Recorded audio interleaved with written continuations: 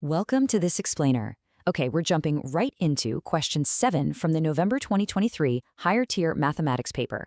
We're going to break down the exact mathematical steps, the clear workings, and all the valid calculations to nail this problem and secure that final answer. So let's look at what we're working with. We've got this empty cylindrical tank right here. You can see it has a 15 centimeter radius and a height of 43 centimeters. And the kicker? Water is pouring in at a rate of 0.47 liters per minute. So what's the actual challenge? Well, we need to calculate exactly how many minutes it'll take to fill this tank, right to the brim. Oh, and we have to give that answer to the nearest minute. It's your classic volume and rate problem, worth 4 marks in total. Let's see how the math actually plays out. To get there, we're looking at a straightforward 4-step blueprint. Find the volume, convert the units, calculate the time, and lock in that final accuracy. All right, step 1, process 1, container volume. Let's get into it. Right off the bat, you need a full, complete mathematical process to find the volume of the container. You can't just throw a number down. You've got to show exactly how you got there to secure this first step. And we do that using the standard volume formula for a cylinder, right? Pi times the radius squared times the height. There are actually a bunch of acceptable ways to write this down. You could physically write out pi times 15 squared times 43, or work it out to the decimal like 30,394.9, or hey, just leave it in exact form as 9675 pi. Any of those will totally prove your math is solid. Moving right along to process 2, unit conversion. Here's where we hit a bit of a snag. You see, our calculated volume is currently sitting in cubic centimeters. But our flow rate, that's in liters per minute. It's a classic unit mismatch.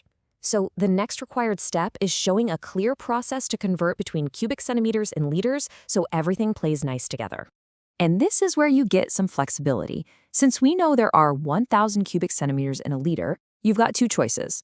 Route A, scale your tank's volume down to liters by dividing it by 1,000. Or Route B, go the other way. Multiply that 0.47 liter flow rate by 1,000 to turn it into cubic centimeters per minute. Honestly, the math completely supports either path. Because of those 2 routes, the list of acceptable answers is pretty wide. You might have 30.39 if you went with dividing the volume. Or maybe you've got 470 for multiplying the rate. You can even use exact terms like 9.675 pi, or even a super specific fraction like 387 over 40 pi. Showing any of these correct conversions totally checks the box for this step. Okay, process 3, calculating time. This is where it all comes together. Now that our units are finally harmonized, we need a process to find the actual time taken. Basically, you take your working volume and divide it by your flow rate. If you went the liters route, it's volume divided by 0.47. If you use cubic centimeters, you're dividing by 470.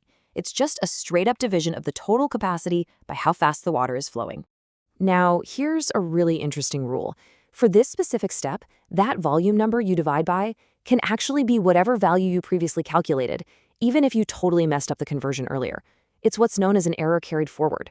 As long as you correctly set up the mathematical division of your volume by your rate, the process itself is perfectly valid. And that brings us to the final stage, the final answer range. When you run that division, you're going to get a pretty long, messy decimal.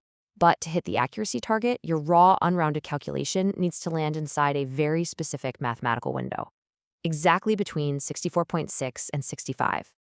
But hey, check out this built-in safety net. Let's say you have a correct, unrounded number somewhere between 64.6 and 65 clearly written down in your working, but then you accidentally scramble the final rounding on the actual answer line. You're still covered. Having that accurate, unrounded number right there in your workspace is what proves your math is correct. Of course, the very last step is to follow the original prompt, round to the nearest minute. That makes 65 your definitive answer. Dropping a 65 on that line, backed up by all your clear workings, gets the job done perfectly. So, we've broken down the volume, the conversion, the division, and the final accuracy to crack a surprisingly layered problem. But think about how this translates to the real world, From massive industrial reservoirs to the plumbing in your own house, understanding the relationship between capacity and flow rate is literally what keeps things running. So I'll leave you with this. If you suddenly had to double that flow rate, how would that change the dimensions we'd need for our tank?